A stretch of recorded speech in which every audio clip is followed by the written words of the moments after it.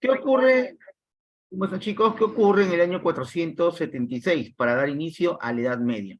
Hay un suceso, hay un hecho importante, el cual lo vamos a conocer o reconocer como la caída de Roma de Occidente. Bien, caída de Roma de Occidente. Mientras que en 1453 es la caída de Roma de Oriente, o simplemente Constantinopla. Bien, vamos a poner una flechita acá para ubicarnos.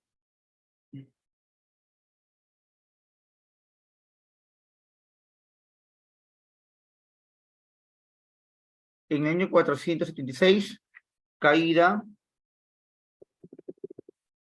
de Roma, donde su emperador se llamó Rómulo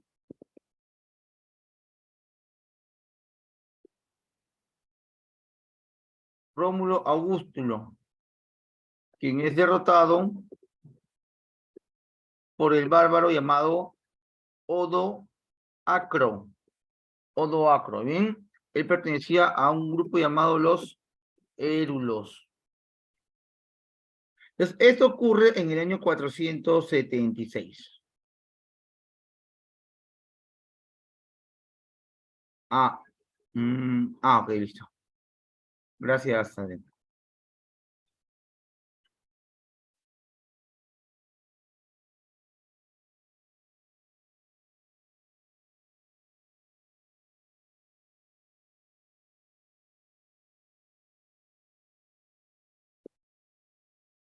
Ya.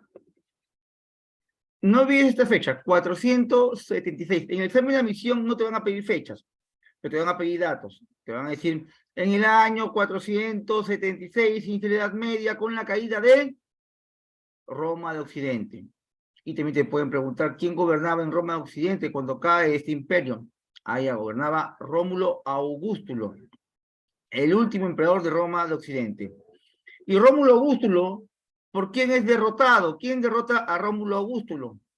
Lo derrota el señor Odoacro. Odoacro era el líder de un grupo bárbaro llamado los Eulos. Bien, luego, en el año 1453, que da fin a la Edad Media, vemos la caída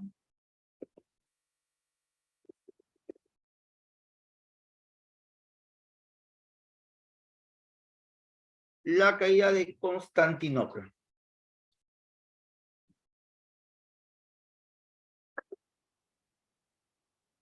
Caída de Constantinopla, ¿bien?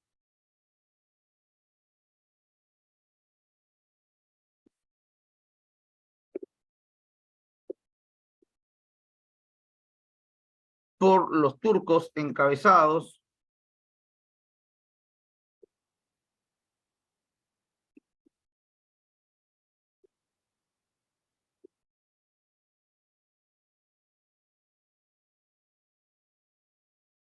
liderados por Mahomet II. Bien, Mahomet II.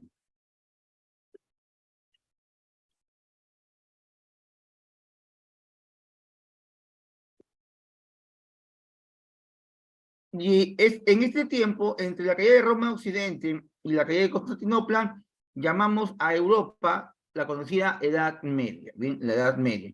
Ahora, en 1453 cae Roma y los europeos se ven, pero cae Constantinopla y los europeos se ven en la necesidad de buscar nuevas rutas comerciales. Y en esta búsqueda de nuevas rutas comerciales ocurre algo un par de años después. En 1492,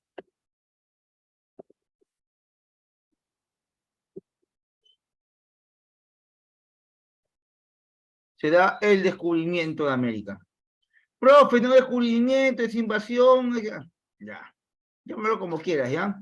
Pero el día de tu examen te van a poner descubrimiento de América. 1492, en octubre. ¿Bien?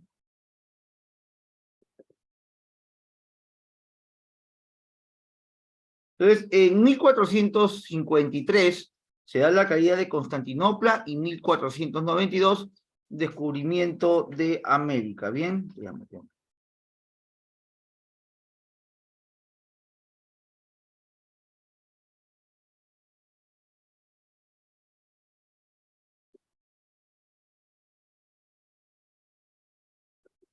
Bien, vamos a avanzar entonces con los datos. Ahora, el descubrimiento de América será a raíz de los viajes de Colón, que es justamente el tema que vamos a ver el día en Historia del Perú, ¿bien? Menciono aquí en la parte conceptual de que la Edad Media es la segunda edad de la historia universal, porque la primera es la Edad Antigua. Se inicia con la caída del Imperio Romano de Occidente y se prolonga hasta 1453, en que se descubre el Imperio Romano de Oriente, se derrumba, perdón, el Imperio Romano de Oriente o Constantinopla. Como consecuencia de la toma de Constantinopla por los turcos maometanos, liderados por Mahomet. Mahomet, traducido, es Mohamed. Ya no hay problema que lo pongas como Mahomet o Mohamed. El término de Edad Media fue acuñado por el señor Cristofredo Celarius. Cristofredo Celarius.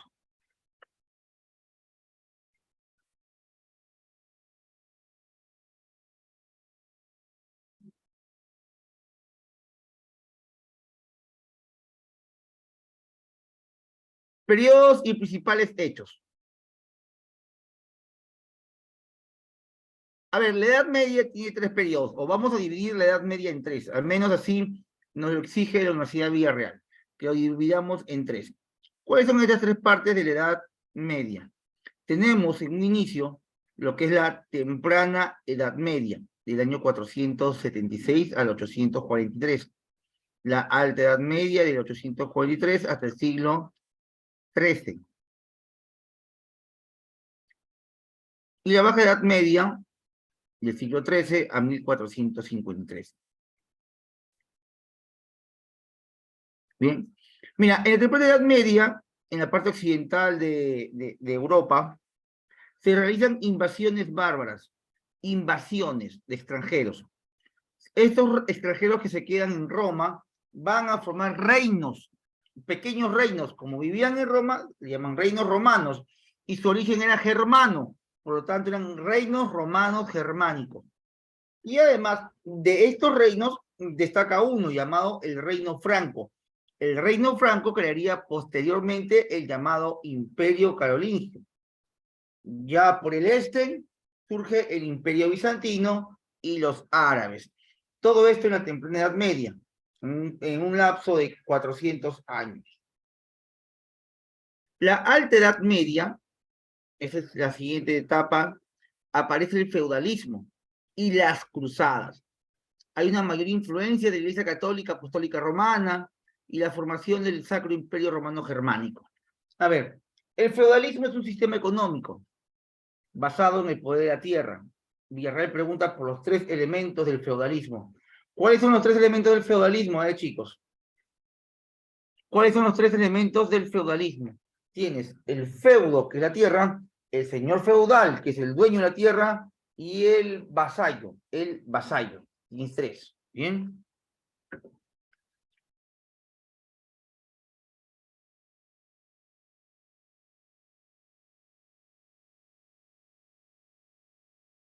Mayor influencia de la Iglesia Católica. Sí, en el feudalismo vamos a observar que dentro de todos los periodos de historia, aquí destaca la Iglesia Católica Apostólica Romana, con su influencia en el manejo de masas.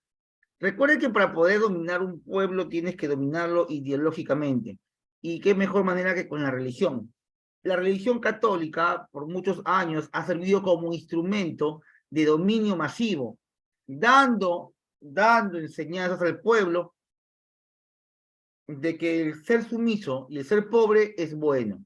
Pero la gente era feliz siendo sumisa, siendo maltratada y sobre todo siendo pobre, ya porque el reino de los cielos es de los pobres, ¿no?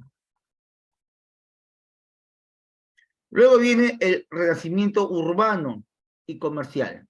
Una de las características de la Edad Media, tanto en la temprana Edad Media como en la Alta Edad Media, es que decae el urbanismo. No hay ciudades como tal, no hay urbes. Lo que existe es feudos, ¿no? Lugares amurallados que tenían como centro un castillo.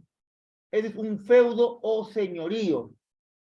Entonces, en la Baja Edad Media comienza a disminuir la cantidad de feudos para dar inicio a las nuevas ciudades. Las primeras ciudades de la Baja Edad Media van a estar en Italia, conocidos como repúblicas, van a estar en España, llamados consejos, en Francia y finalmente en Alemania, conocidos como burgos, y de ahí viene la palabra burguesía.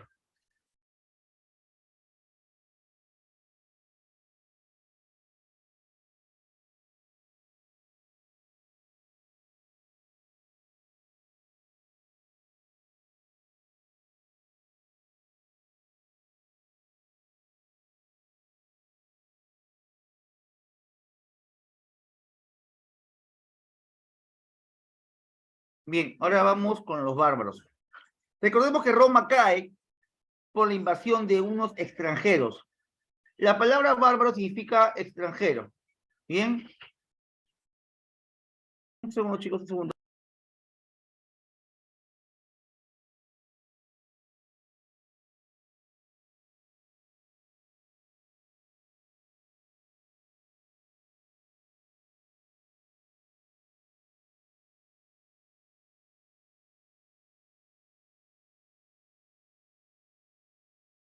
Bien, disculpen la interrupción. A ver, chicos, acá hay una serie de nombres, ¿ya? Lo que a mí me gustaría, ya de manera particular, ustedes tienen que repasar esto. Yo te voy a guiar, te voy a explicar, ¿ya? Pero esto, si tú te lo grabas, sería, pero brutal, sería muy bueno, porque las preguntas que han venido en examen de admisión hacen referencia a esto, a la división de los bárbaros, cómo se dividen, en qué grupo están. Primero, hay que saber, ¿no? Que bárbaro significa extranjero. Es aquel que vive fuera de los dominios de Roma y no comparte el idioma, la religión o costumbres. Y estos bárbaros fueron de tres tipos. Es lo primero que tienes que saber. ¿Cuáles son los tres tipos de bárbaros que existen? Tenemos a los indoeuropeos, a los tártaro-mongoles y a los semitas. ¿Bien?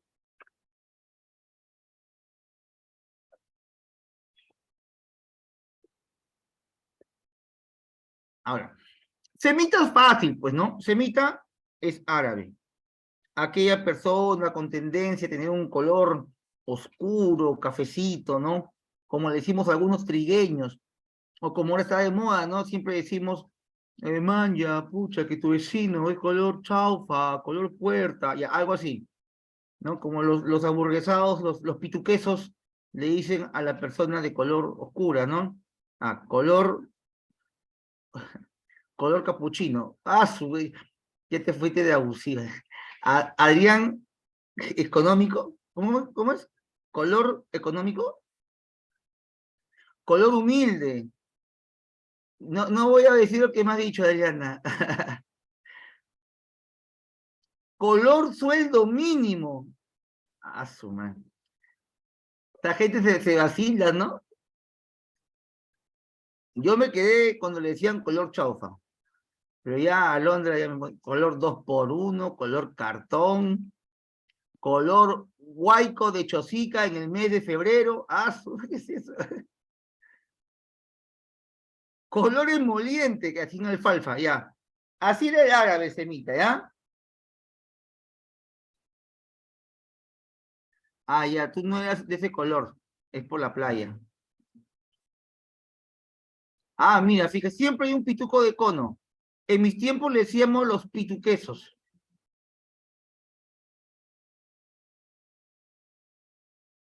Ah, ya, eso pasa en el supermercado, ¿no, Diego? Color joven, deme su boleta, para ver si está comprando o está robando. Muy bien, entonces, así es un árabe, ¿ya? Color chaufa, listo. ¿Por qué lo digo? Porque los tátaros mongoles también tienen un color. A ellos le dicen color amarillo. ¿Cómo le diríamos al color amarillo? Color ají de gallina. Así, tártaros mongoles. Son todos los que tienen rasgos orientales, ¿no? Ojitos rasgados, pómulos grandes, eh, cara achatada, color hepatitis. Muy bien. ¿Y quiénes son los del grupo del color hepatitis? No, el español es raza blanca. Español, alemán, francés, raza blanca. O raza aria. Blanca o aria. Claro, ahí ya vamos a ver de dónde son los españoles, ¿ya?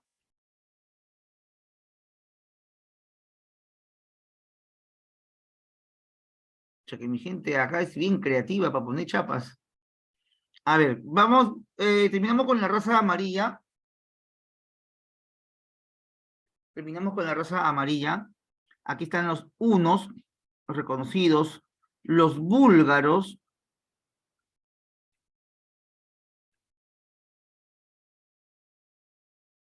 los turcos, alanos y húngaros. A mí, ¿cuál me gustaría que nunca olvides? Bueno, me gustaría que ninguno, ¿no? Que recuerdes todos.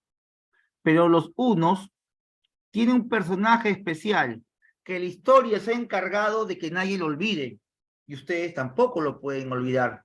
¿Quién es este personaje? ¿Quién es este personaje de los hunos? Que es conocido en el mundo entero como el azote de Dios. Por donde caminaba él y su caballo, nunca más crecía la hierba. Esa hierba que pisaba el caballo. A ver, chicos, ¿cómo se llamó? Leónidas.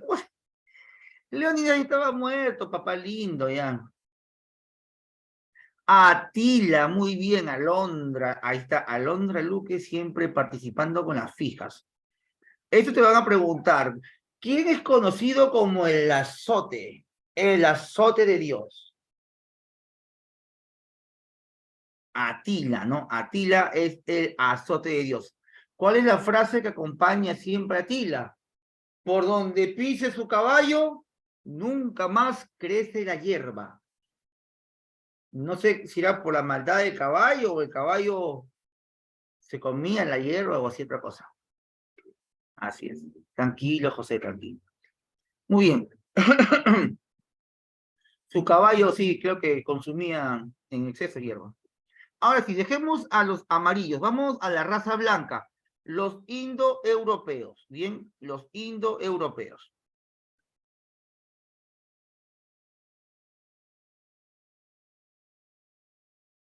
Los indoeuropeos se dividen en dos. Los germanos y los eslavos. De todo lo que hemos mencionado hasta ahora, considero que este grupo no te puedes olvidar por nada del mundo. En torno a ellos se han presentado muchas preguntas en exámenes de admisión. Y muchas es muchas, ¿ya?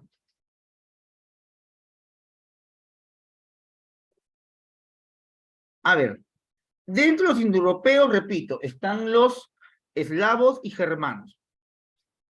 Las razas de hoy en día, bueno, sabemos que no existen razas, ¿no? Pero digámosle de esa manera dentro de lo que es la historia, porque en biología sabemos que la raza es humana y nada más, ¿no? Pero en la historia, el hombre socialmente ha catalogado a los grupos sociales como razas.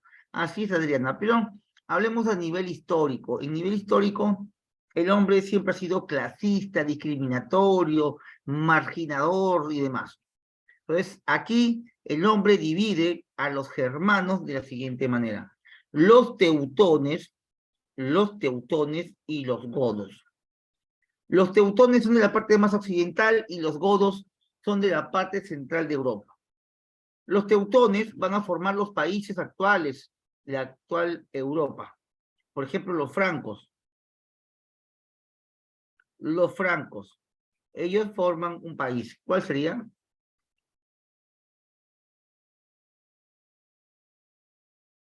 Los francos. Su nombre lo dice.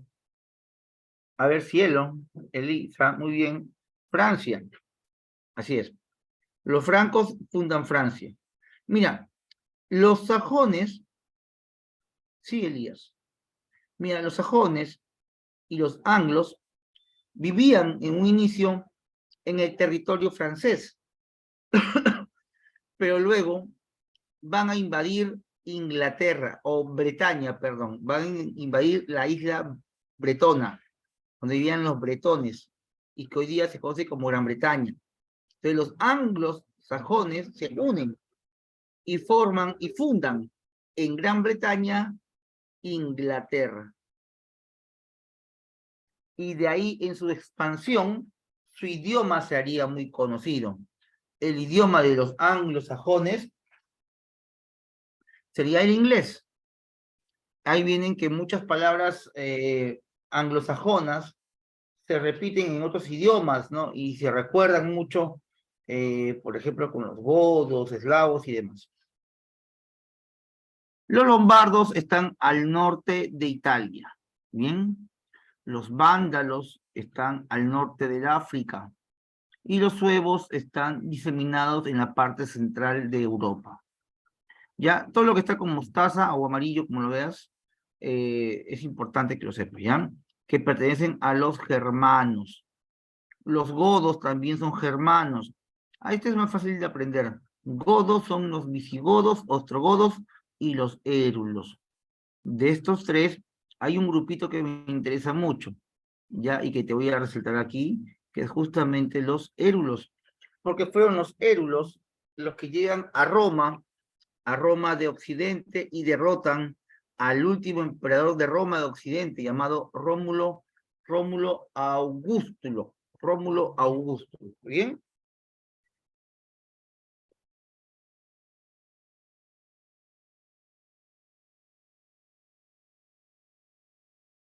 Vamos a dejar esto aquí. Chicos, ¿se entendió? Esto para que lo aprendas tienes que practicarlo, escribirlo, mapa conceptual y demás, ¿ya? Pero se entendió, ¿no? No hay nada difícil ahí, no hay nada complicado. Lo único de repente, un poquito complicado es recordar o memorizar todos los nombres, ¿no? Creo que es lo único, ¿no? Lo único que se puede ver como complicado o difícil, ¿no? Ah, ya, los alemanes son los germanos. O sea, los alemanes actuales, ¿de dónde nace el país Alemania? O sea, Alemania, al inicio de la Edad Media, no existía como país. Era un conjunto de reinos, ¿no? Por ahí. Pero gran parte del territorio alemán pertenecía a los francos, a los francos. Cuando los francos se expanden con el imperio carolingio, porque dentro de los francos nace, pues, ¿no? Carlomagno. Y Carlomagno crea el imperio carolingio en Francia. Y el imperio carolingio, cuando se expande, logró tanto territorio, incluido Alemania, que no existía en aquel tiempo, pero a la muerte de Carlomagno, su nieto, Luis el Germano, se quedó con la porción que hoy día es Alemania.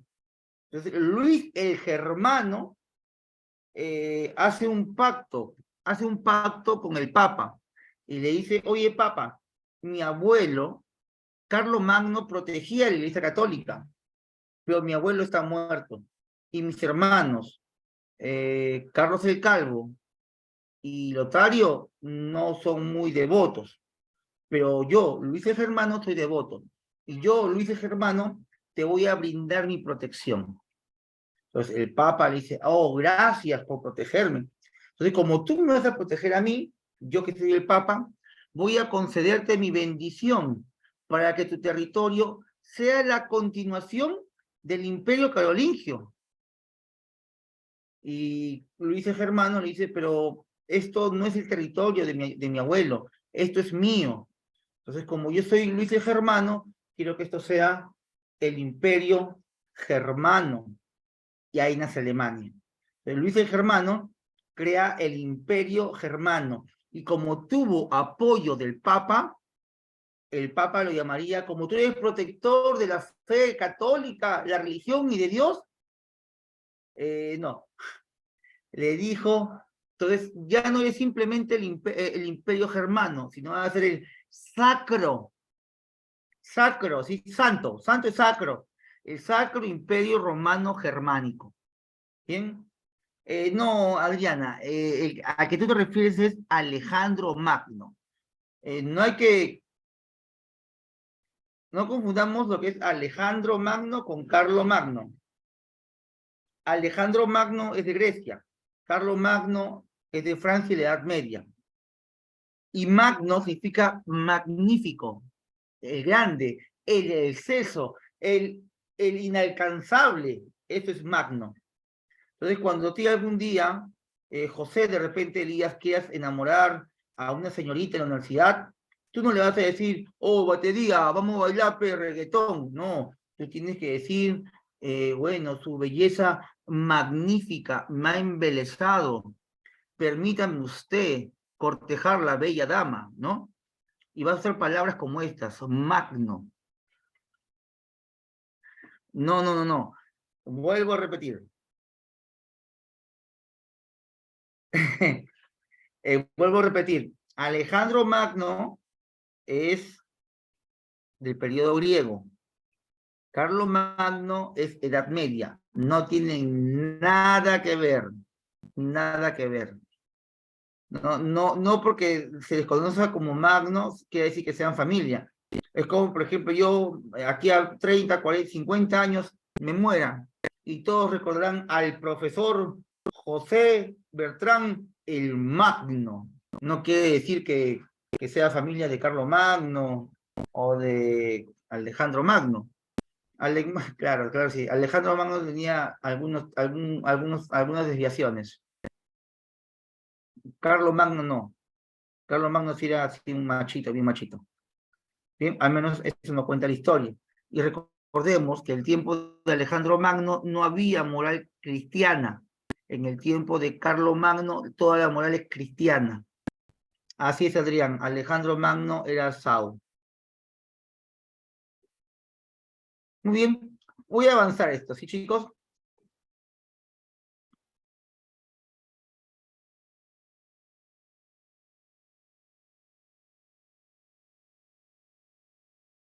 Bien. Te hablaba de los bárbaros, ¿no?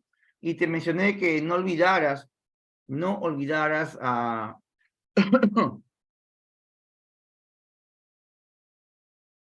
a estos señores, ¿no? Que eran los germanos, bien importante. Necesito aquí.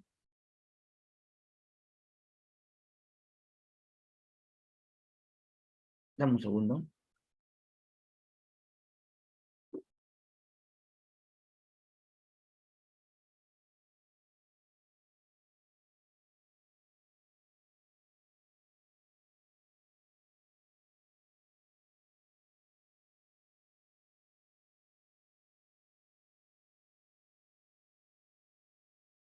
Muy bien.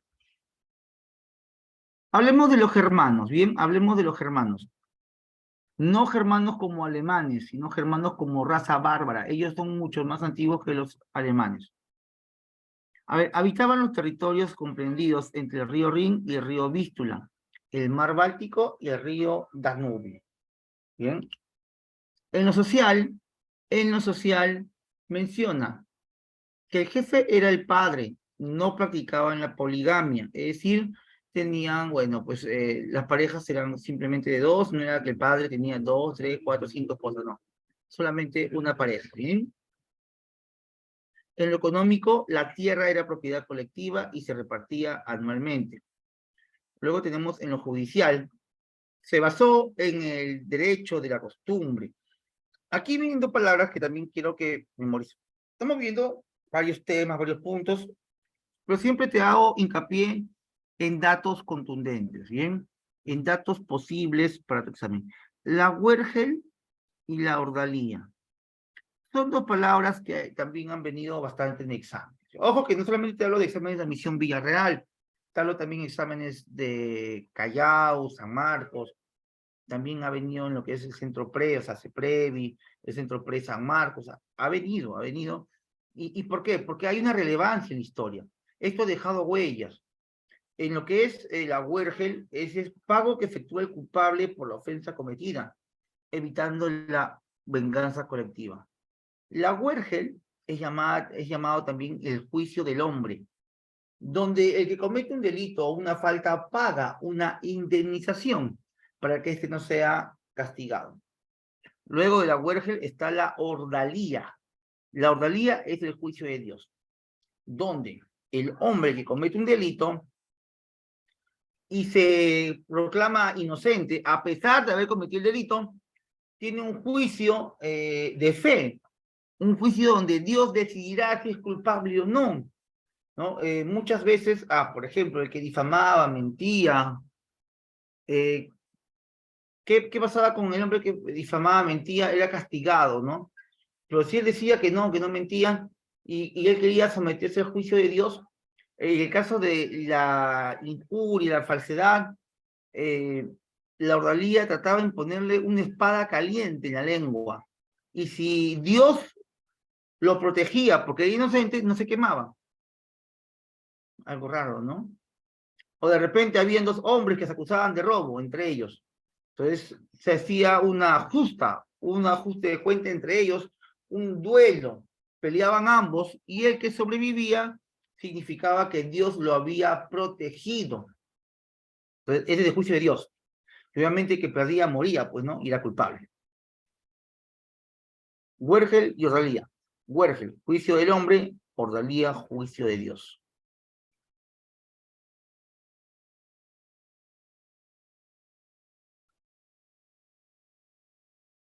Con respecto, con respecto a la religión, con respecto a la religión. Dice aquí que eran politeístas, quiere decir tienen varios dioses.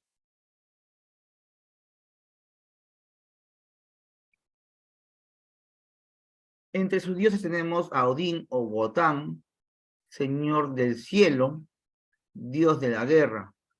Thor es dios del trueno. Suna es el sol. Moon es la luna.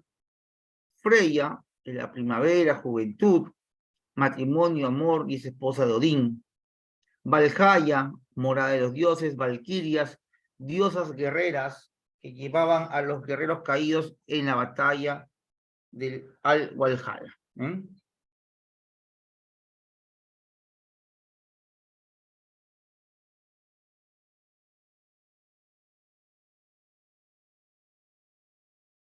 Claro, claro. Esto sale en la película, ¿no? De Ragnarok, ¿no? Sí, sí, sí, también lo he visto. Bien, pero mira,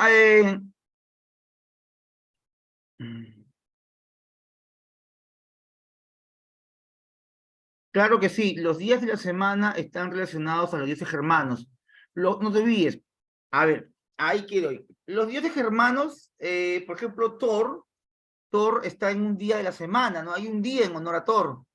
¿Qué día es el día de Thor?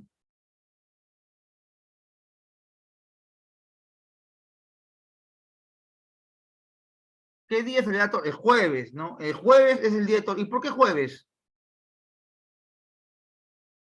Porque jueves en inglés, Thursday, ¿no? Thursday. Y el día, sí. Y el día de la luna, Monday, y son dioses germanos. Sin embargo, sus días están en inglés. ¿Y esto por qué? Porque no te olvides que dentro de los germanos están los anglos y sajones, y su idioma es el inglés.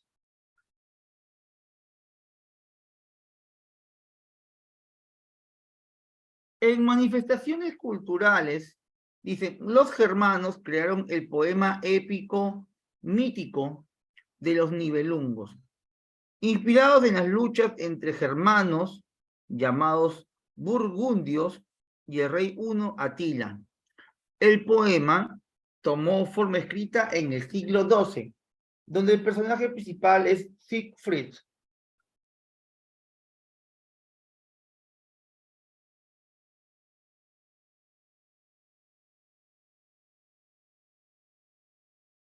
Odín.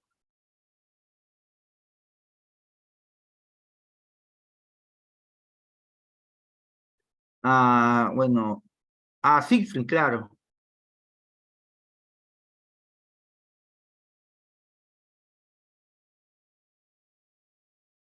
Ahora vemos las invasiones. Ya hemos visto quiénes son los germanos y ahora vemos las invasiones germanas. Los germanos van a invadir la antigua Roma, ¿bien? La antigua Roma.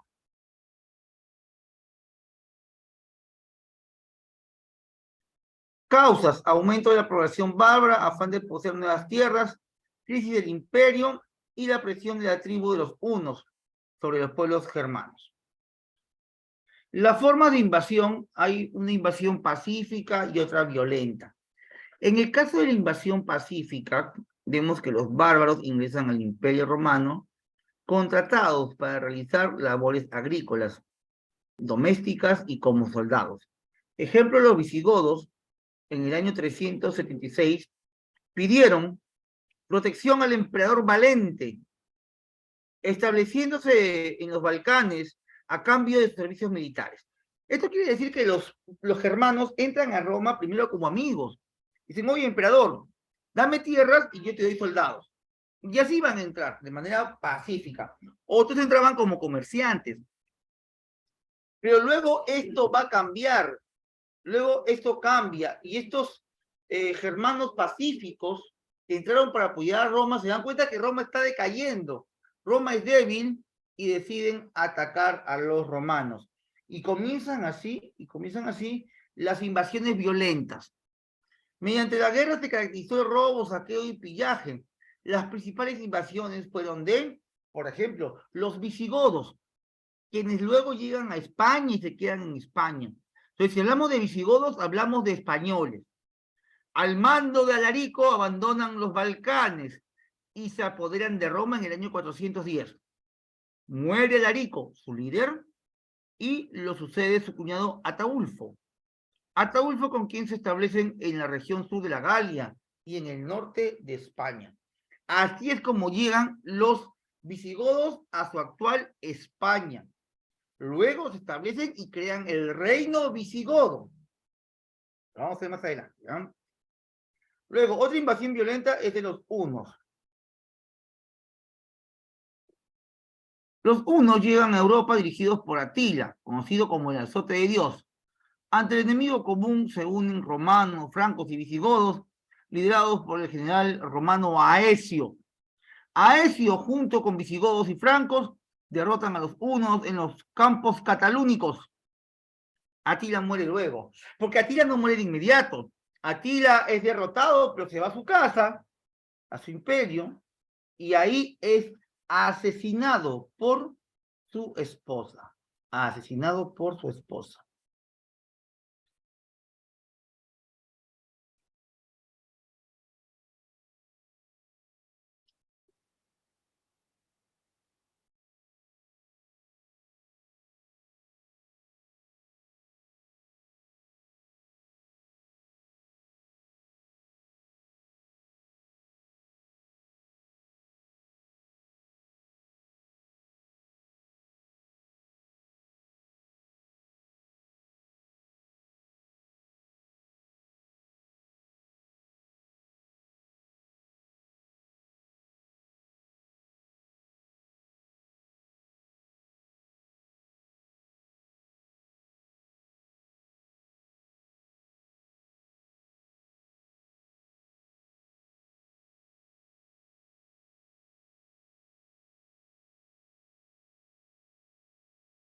Bien.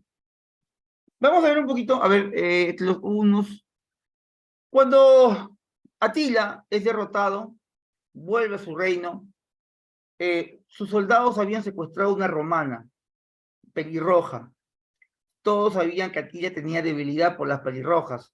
Su primera esposa de Atila fue pelirroja y murió. Él la amaba mucho. Y sus soldados, para que él pudiera consolarse, le consiguieron una mujer pelirroja. Pero esta pelirroja había sido secuestrada de Roma y su familia había sido asesinada. Entonces ella juró vengarse. Y cuando estuvo con Atila, luego de la ceremonia de matrimonio y cuando iban ya a concretar el matrimonio con el acto sexual, ella le pidió a Atila que bebieran juntos una botella de vino. pero este vino estaba con veneno, y así es como lo matan a Atila, ¿bien?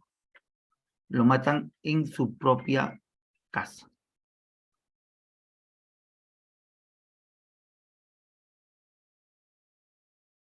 Un segundito.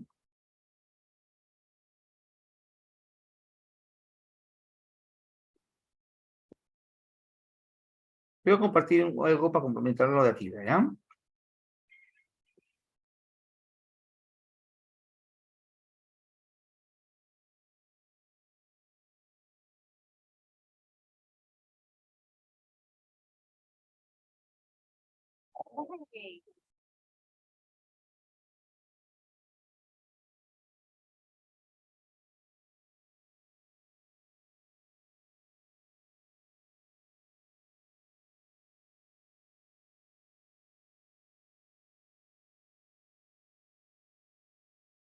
Repito nomás ya para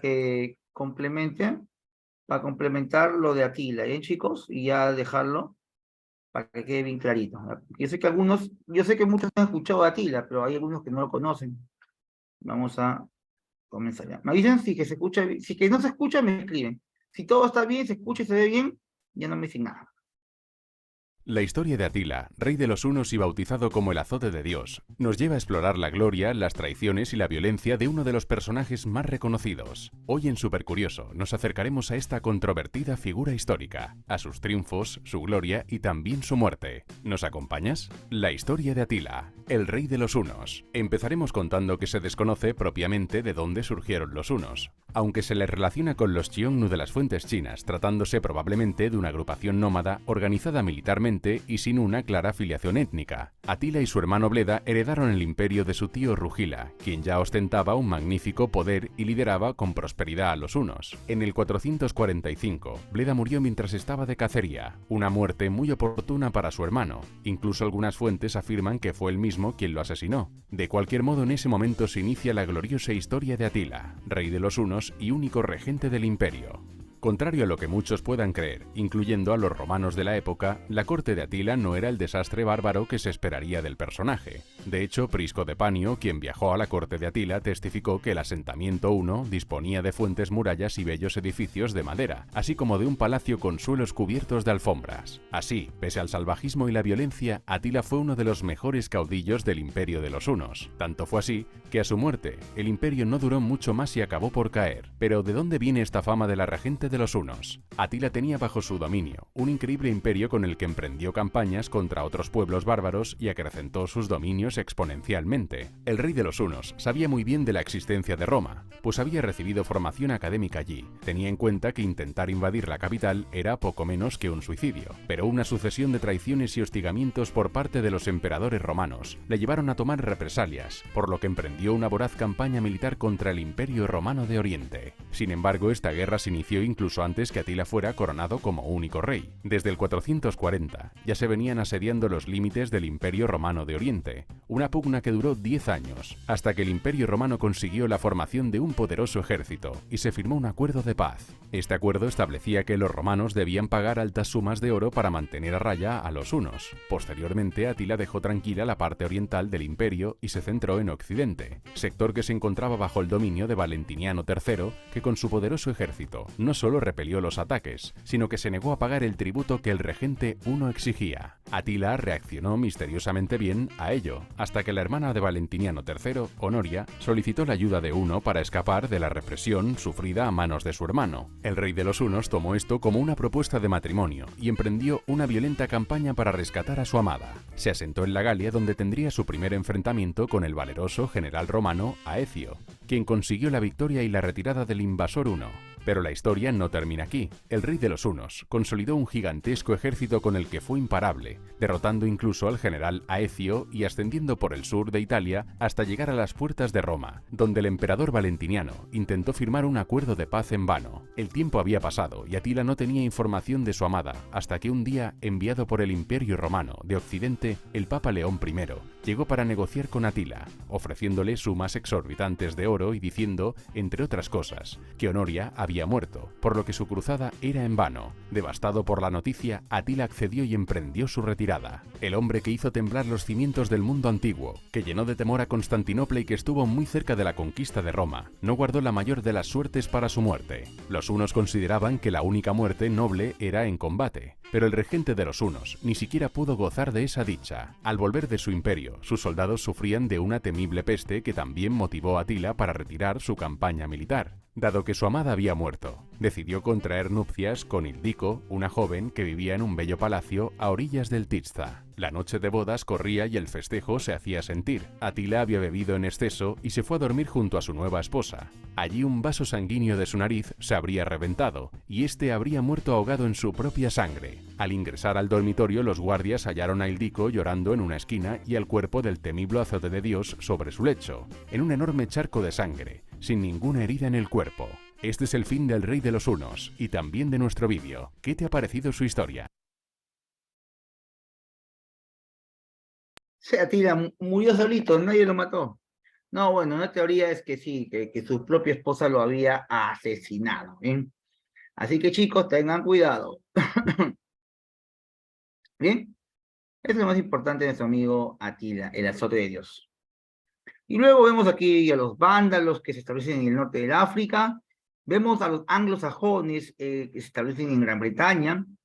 Los érulos, al mando de Odoacro, ya te dije quién es, depusieron en el año 476 a Rómulo Augustulo, último emperador romano. Luego los ostrogodos, conducidos por Teodorico, también entran a Italia. Y los francos con Clodión el Melenudo llegan a las Galias.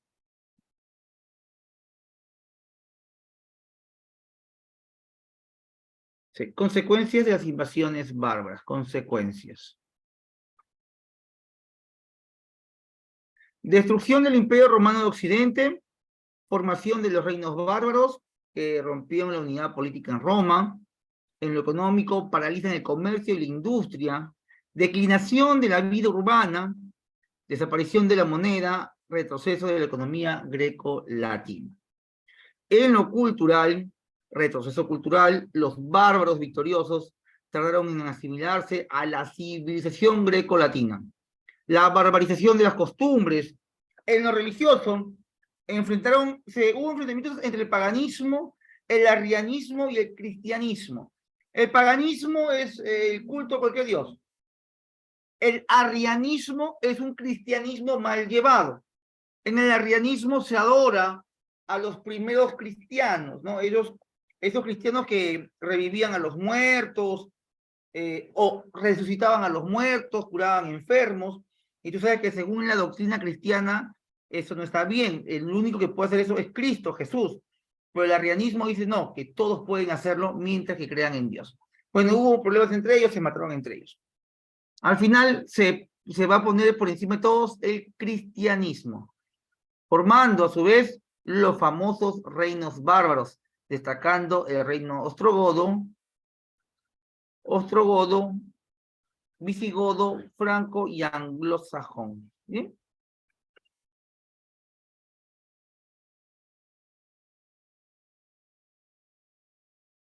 Chicos, esto lo voy a compartir en la pizarra. Acá hay datos importantes que tienes que leer. Te voy a decir un dato importante de cada reino, ¿bien? Reino ostrogodo, su capital fue Ravenna. Esto viene en examen. Capital ostrogodo, Ravenna. Se establecen en Italia. Reino visigodo en España. Importante, ¿qué te puede venir aquí? ¿Quién fue el último rey visigodo? El último rey visigodo se llamó Don Rodrigo. Bien, y fue vencido en la batalla de Guadalete en el año 711. ¿Correcto? Por el señor llamado Tarik. Tarik invade la península por casi 700 años. Luego el reino franco, donde aparece posteriormente el imperio carolingio. Y el reino anglosajón en Gran Bretaña, lo más importante es su gobierno de 7, la llamada heptarquía, gobierno de 7. En la heptarquía anglosajona destaca el reino de Wessex, con su rey Egberto de Wessex. Bien, dejo de compartir. Y nos vamos rapidito al siguiente tema. ¿Cuál es el siguiente tema? Vamos a hablar de los viajes de Colón en el contexto de la invasión a América. ¿Bien, chicos? Invasión de América o conquista, como quieras decir, o descubrimiento de América. Menciona aquí acerca de Colón que no se sabe con total seguridad dónde nació Cristóbal Colón. Todos los datos parecen indicar que nació en Génova, aparentemente, pero aparecen más pruebas que certifican que no es de Génova. Una fecha que va entre el 25 de agosto y el 31 de octubre de 1451. Provenía de una familia humilde, pero acomodada de tejedores. Por ese motivo, Colón nunca quiso después hablar de su vida o de su infancia, y por eso se sabe poco de él. En este periodo de su vida, bueno, que pasó cosas difíciles, no es el único en la historia del cual no se tiene registro. Es más, cuando se habla de Colón de manera histórica, siempre surge la duda, ¿de dónde es? Porque si todo el mundo dice que es genovés, es únicamente porque se encontró un documento de que él firmaba en Génova cuando era muy joven. Solamente por eso.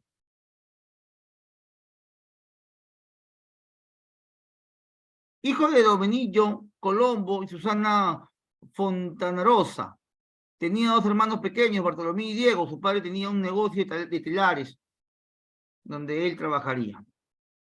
Viajó por la ruta africana hacia la India y estuvo también en Guinea. Además, debió estar algún tiempo en Porto Santo, ya que ahí nació su hijo David.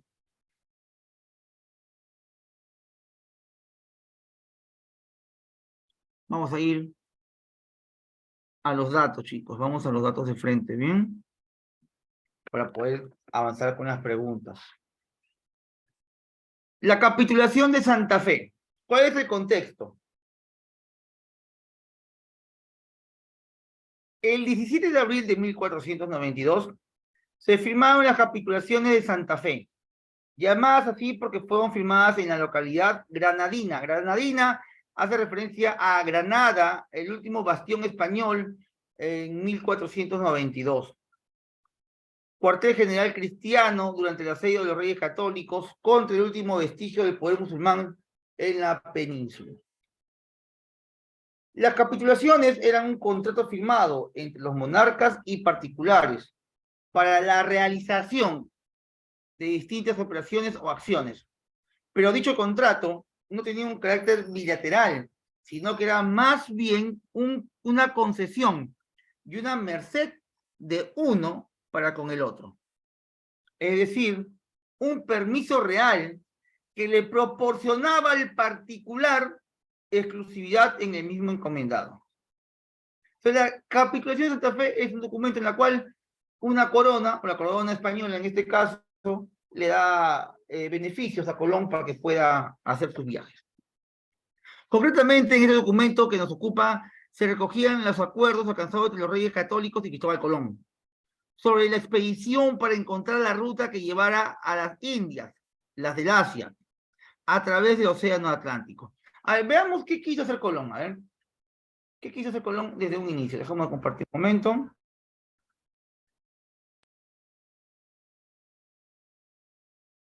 Lo voy a mostrar aquí. ¿Cuál fue la idea de Colón para llegar a las Indias y por qué lo quiso hacer? ¿Ya?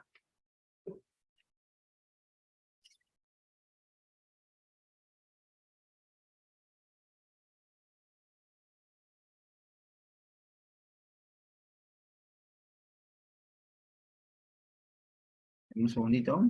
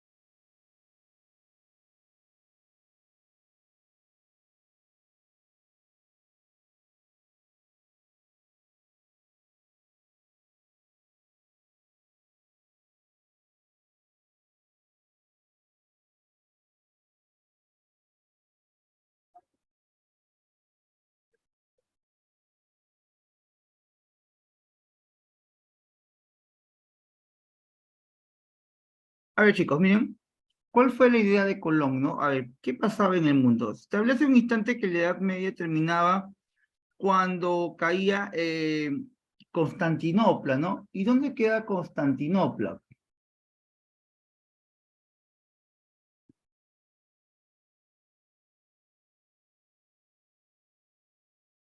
A ver, aquí está. ¿Se me escucha, no, chicos? ¿Se me escucha? ¿Se me escucha? Bien. Por años, por años, España, Francia, Italia y los países de Europa hacían comercio con lo que vendría a ser la India, ¿no? La India está por acá, las Indias están por acá. ¿Y cómo llegaban a las Indias? Llegaban mediante sus rutas comerciales. ¿Cuáles eran estas rutas? Eran por acá. Ida y vuelta.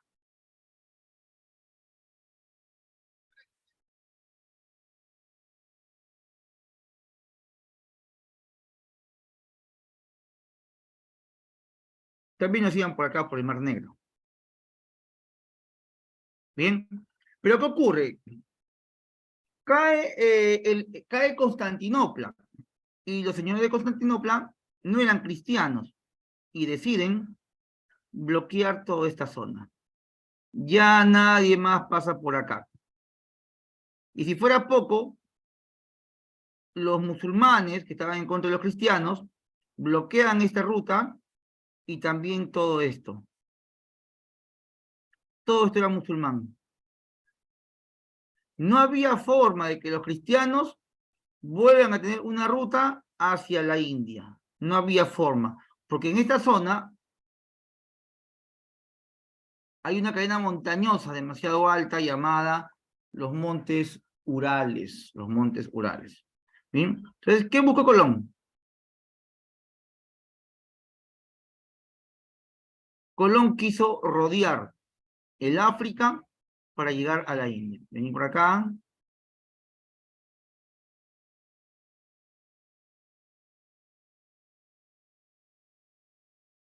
Rodear el África y llegar así hacia la famosa India. Esto era el plan inicial de Colón. Pero ¿cómo llega a América si esta era su ruta?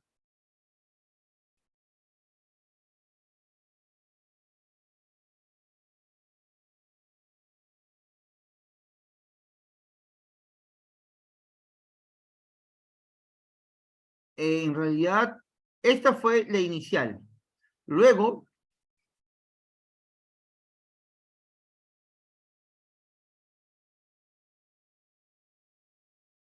Colón no contaba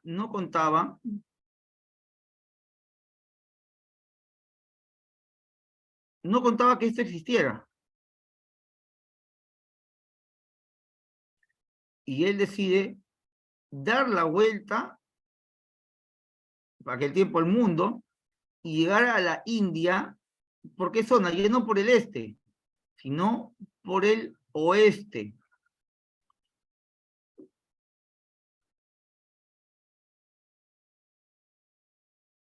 Es por eso que Colón, cuando llega a América, le llama las Indias occidentales, porque él quiso llegar, así es, no sabía la existencia de América. Ah, así es, José, así es, así es. O sea, en aquel tiempo no había GPS, no había internet, pues chicos. Sin embargo, Colón buscó la manera, ¿bien? Y cuando Colón llega a América, buscando las nuevas rutas, llega aquí, al Caribe, al centro.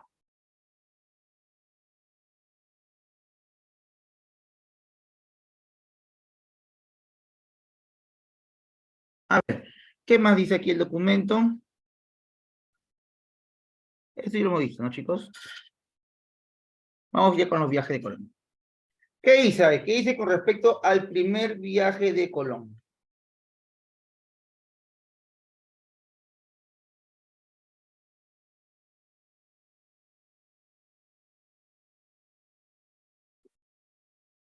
El primer viaje duró unas 5 semanas, y puso en peligro la vida del almirante, debido a que sus marineros, por miedo a fallecer en tierra de nadie, estuvieron al borde del amotinamiento. El 14 de octubre de 1492, nombre fijo, Rodrigo de Triana, divisaba tierra firme. Pregunta examen, ¿quién fue Rodrigo de Triana? ¿Quién fue Rodrigo de Triana? Que gritaría, pues, tierra, tierra, ¿no? La Santa María había quedado inutilizada debido a su estado de conservación, estaba muy mal, por lo que se decidió construir el Fuerte Navidad. Es decir, cuando llegan las cuatro carabelas, las tres carabelas, la Niña, la Pinta y la Santa María llegó en mal estado y ya no podía servir para volver. Entonces la Santa María es, digamos, destruida y con sus maderos hicieron un fuerte, al cual llamaron el Fuerte Navidad.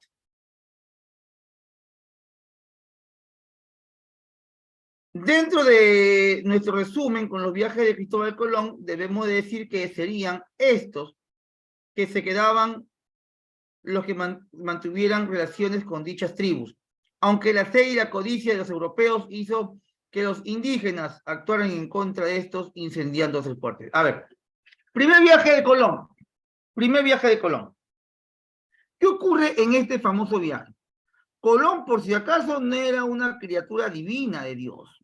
Colón tenía ambiciones, la cual en muchos casos lo llevaba a hacer cosas que no debió haber hecho. Colón, antes de llegar a América, se dedicaba a la venta de esclavos. Entonces, él cuando llega a Sudamérica o América, ve una excelente oportunidad para comercializar con los nativos. Y eso es lo que va a hacer. Por eso es que, bueno, no se llevaría muy bien con los señores, con los primeros que se encontró, ¿no? Con los centroamericanos.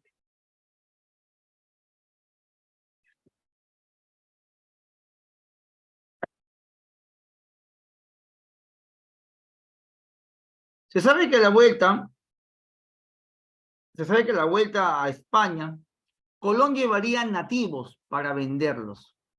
Al llevarse estos nativos, obviamente que las personas del lugar no lo tomarían como algo agradable, pues no se llevaron a las mujeres, a los niños, para ser vendidos como esclavos. Entonces, los que se quedaron esperando a Colón en tierra firme, bueno, serían masacrados. ¿Bien? Pero cuando llegan, ahora sí que está cayendo, un segundo.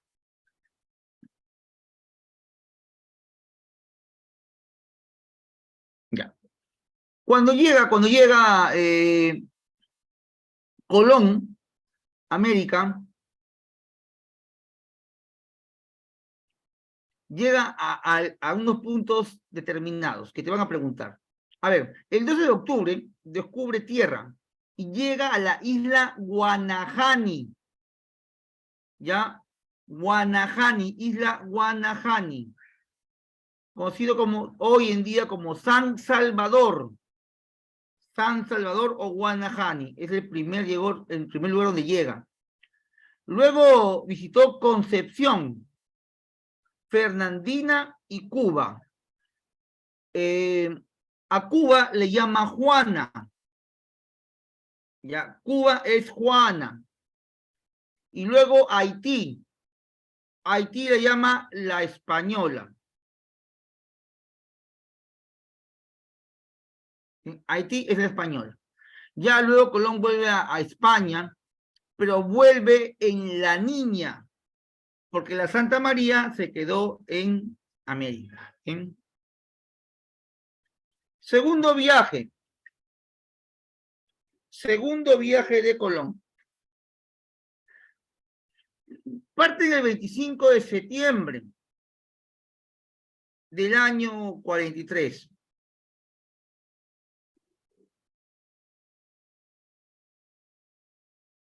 Los reyes católicos daban beneplácito para el siguiente viaje del genovés.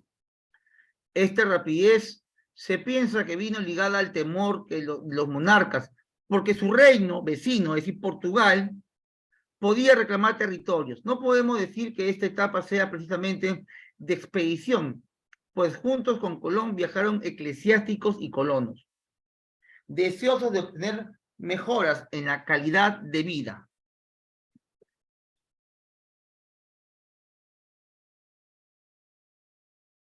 Cuando llega Colón, con mayor cantidad de personas, aumentaron los problemas. Entre ellos sería la expansión de enfermedades, como la viruela, el sarampión, la gripe, entre otros.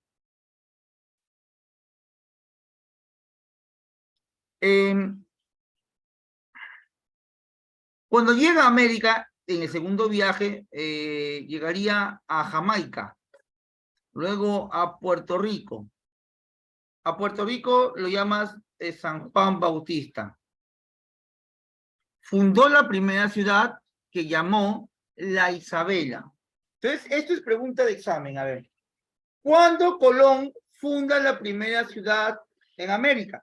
No la funda en el primer viaje, la funda en el segundo viaje. ¿Cómo se llamó esta ciudad? La Isabela. La Isabela.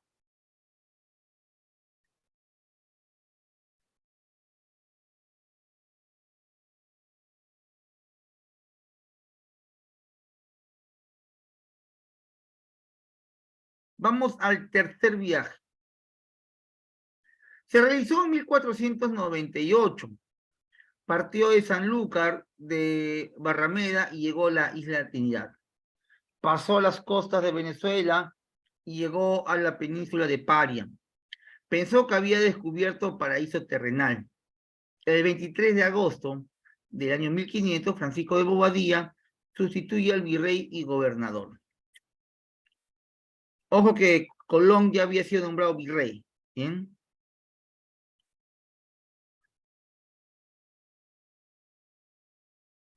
Colón pone resistencia.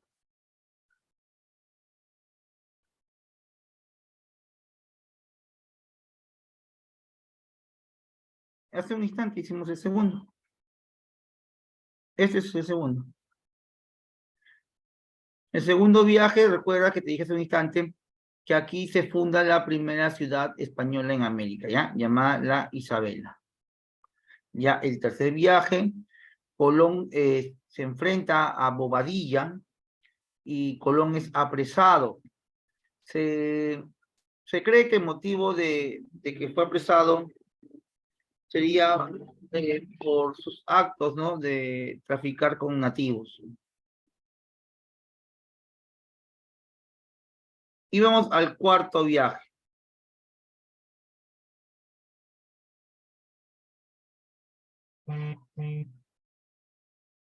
En 1502, los monarcas le permitieron volver a Cristóbal Colón al Nuevo Mundo, para que el genovés encontrara el paso entre dichas tierras y Asia. De esa manera llegó hasta Panamá, aunque no llegaría a encontrar nunca el paso hacia el Océano Pacífico. Hundido en la máxima miseria, Colón va a morir, pobre, triste y abandonado. Desposeído de sus títulos que había logrado obtener el 20 de mayo de 1506. Falleció en Valladolid a la edad de 55 años, sin saber que había encontrado un nuevo continente. Bien, se da la muerte de Colón y Colón nunca se enteró que descubrió un nuevo continente. Ahora, el nombre del continente, América, viene por el navegante Américo Vespucio, quien en cada carta que enviaba hacia lo que es Alemania, solían decir que llegaban las cartas de Américo que decía que había descubierto un nuevo continente, ¿no? Porque Colón cuando muere diciendo que llegó a las Indias Occidentales. Vamos con las preguntas, chicos.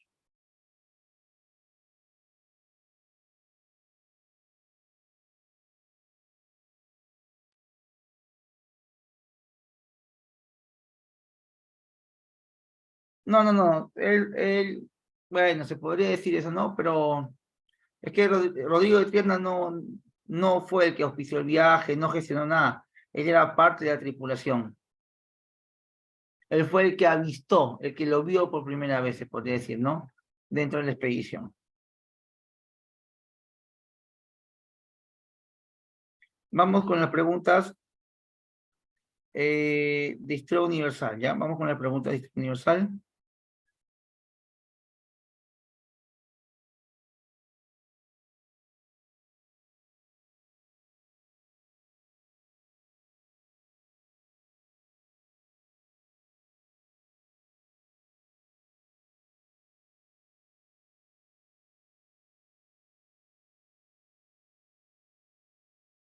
¿Se ven las preguntas, jóvenes?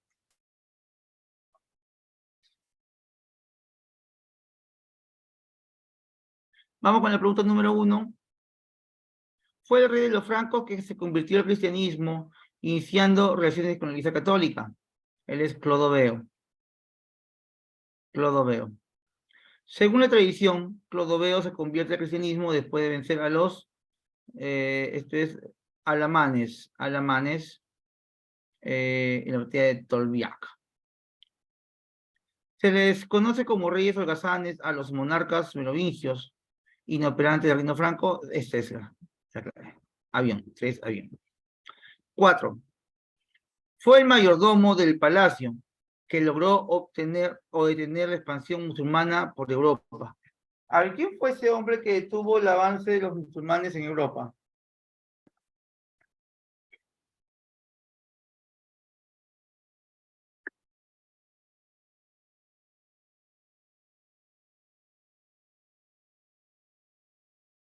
Carlos Martel, muy bien.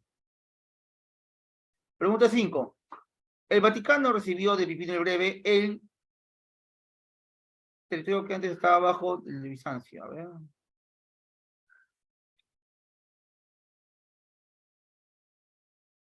Exarcado de Ravenna. Beso. Vamos con la 6.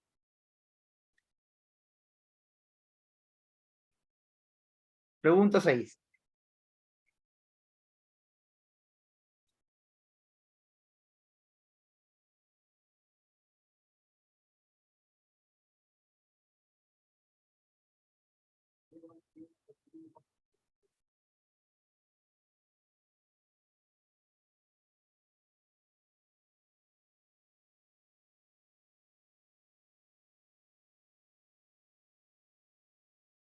A ver, chicos.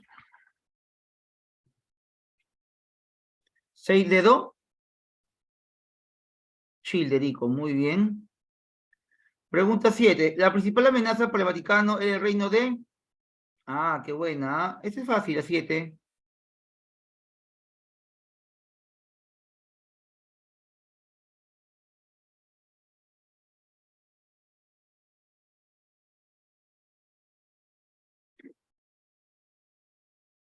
¿Siete avión me dices? No. Es los lombardos, con su rey Desiderio. Pregunta 8. La canción de Rolando fue escrita en recuerdo del ataque de los sarracenos al sobrino de Carlomagno. Muy bien, José. En la escuela conventual del Imperio Carolingio se enseñaba principalmente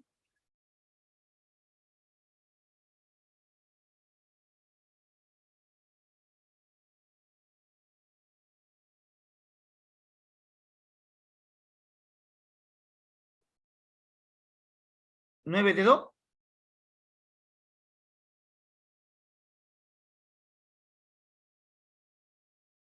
Las 7 artes liberales. Beso.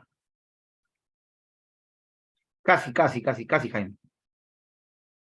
Vamos, 10, 11 y 12. Son fáciles. 10, 11 y 12.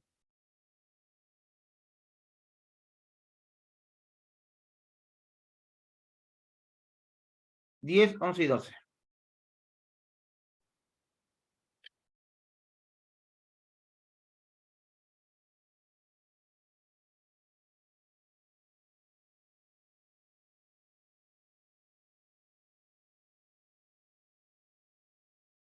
La 10, la B, me dices.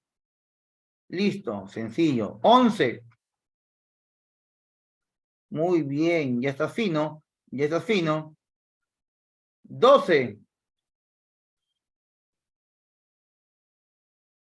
A ver, la 12.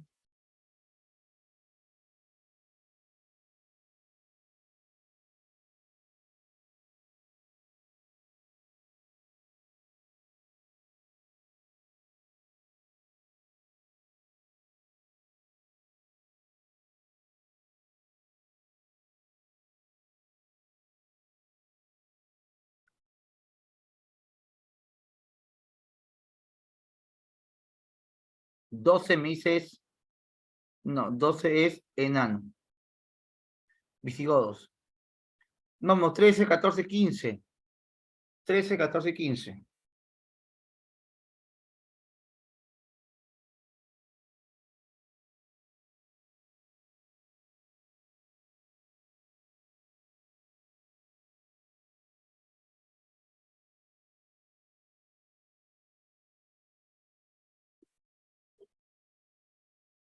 Ya, 12 me dice, 13, chicos, 13. Eslavos,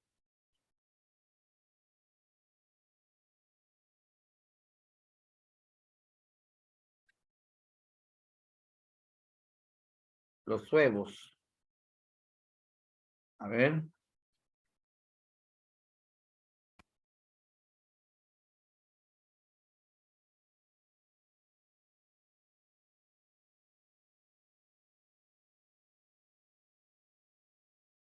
muy bien.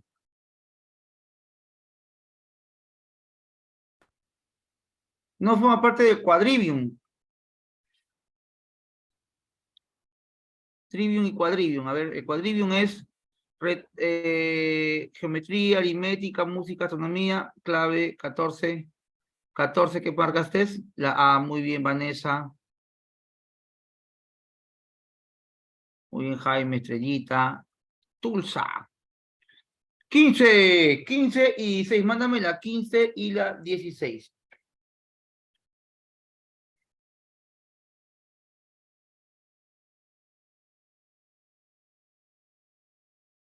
15 y 16.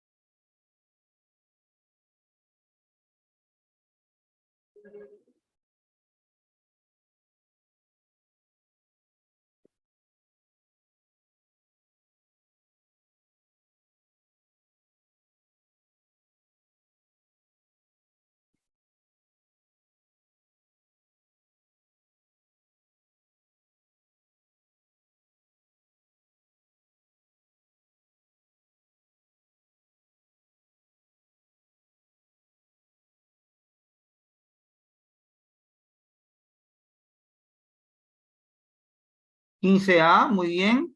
Y 16, beso, ¿no? O dedo.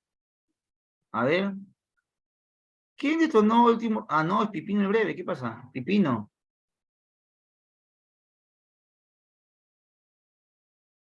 Ya, ahora nos vamos a Historia de Perú. ¿Sí? ¿Claro? Te lo dejo para que lo veas. A ver, ¿cuál te falta? Están todos en HU. Vamos a HP. Vamos a HP.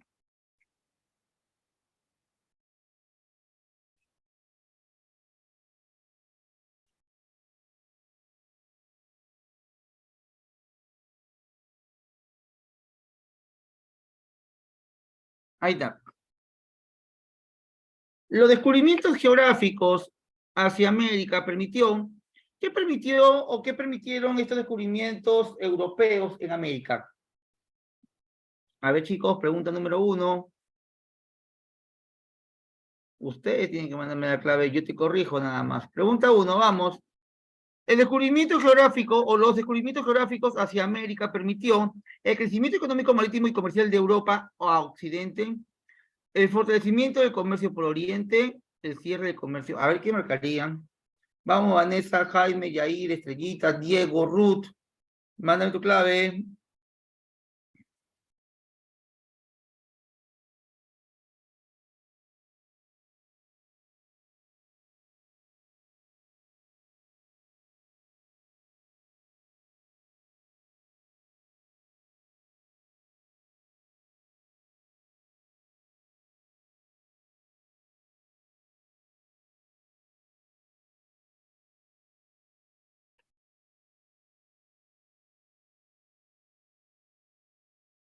Ya, uno, dice, abrir un nuevo foco comercial en Europa Oriental. No. Si América, que fue descubierta por los europeos, está en el occidente, no en Oriente.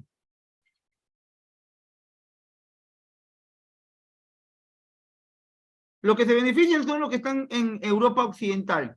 Portugal y España. Claro, pues la clave es avioncito.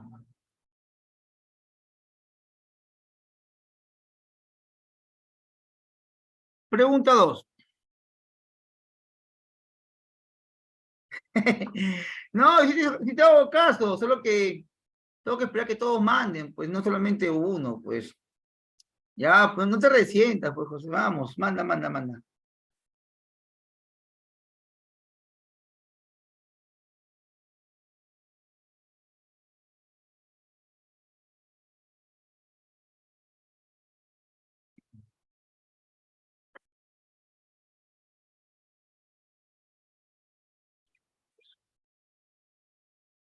Vamos, pregunta 2. Indique cuáles fueron los factores que contribuyeron a los descubrimientos geográficos. ¿Qué pasó para que existan los descubrimientos geográficos? Vamos, Miguel, Jaime, Diego, vamos, Ruth Cintia, manda tu clave. Muy bien, Jaime, esa es la respuesta.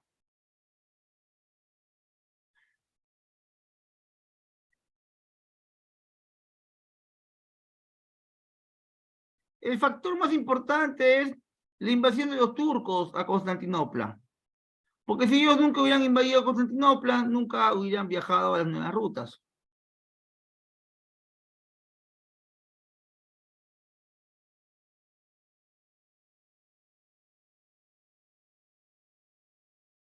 Pregunta 3. Ya se acabó el tiempo, pero vamos a avanzar un par de preguntas más, chicos. Vamos con la 3. Muy bien, Brenda. José Elías, mándame tu clave. José Elías, mándame tu clave. Muy bien, Brisa. Muy bien, Tulsa. Listo. Si no, se resiente. Pregunta 4, ya, para acabar 4. Esto es para ti.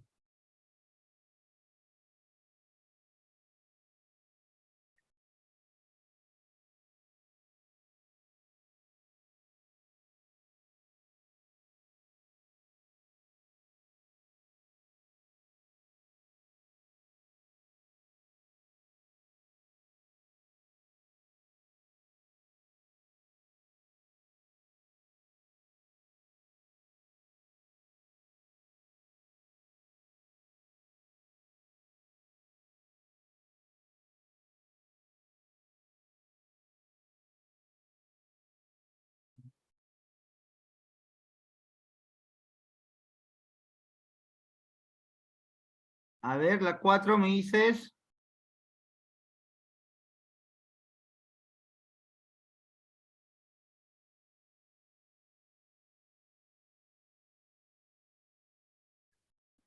Grijalva y Hernández, ¿no?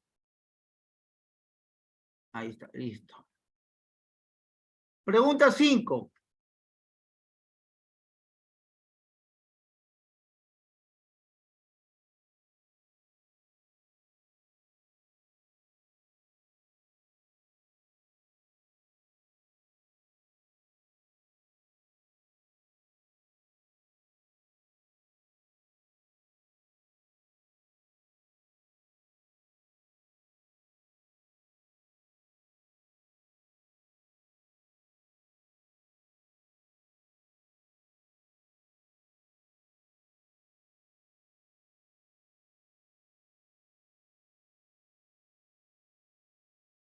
No, no, no es la D. La 5 no es la D, porque dice incorrecto. Y Juan Coboto sí descubrió parte de oriental de Norteamérica. Entonces, la D no es.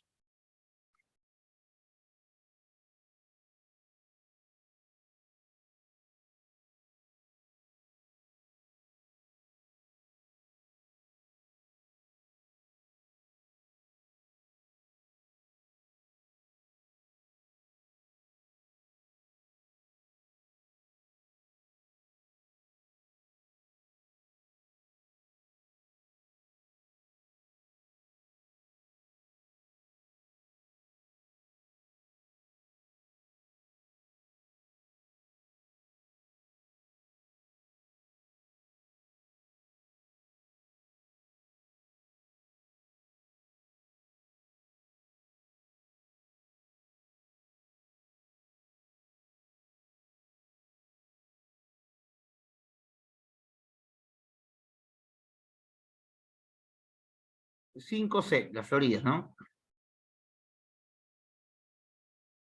Muy bien.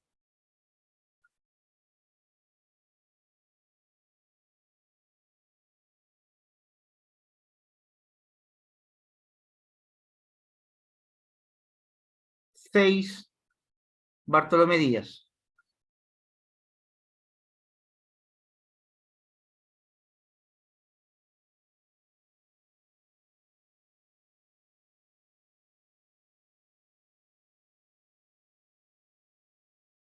Siete dedo. Sí, sí, José.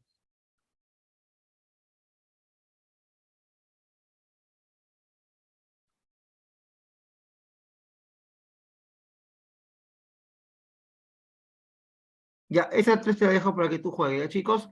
Esas tres son para ti. Ya nos hemos pasado un poquito el tiempo y ahí nos quedamos, jóvenes. Ahí nos quedamos. Volvemos en 10 minutos para el siguiente bloque, chicos. Espero que se haya entendido. Revisa la plataforma y estamos en comunicación. Mis chicos, ahí nos quedamos. El resto para aquí. Hoy hemos avanzado 2 temas.